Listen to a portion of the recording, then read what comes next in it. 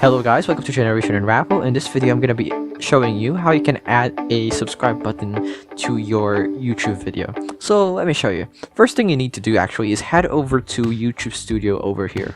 And then after you head over to YouTube Studio, you're going to head over to customization, which you will find on the left side of the screen. Wait, why am I clicking random things? You need to head over to customization and then branding.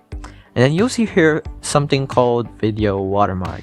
And something that you see on the bottom right of the video, and as you can see I have a watermark on my own already. But if you don't have, you can add one. And then you also have the feature to change whether you want this in the beginning of the video, in the middle, or at the end.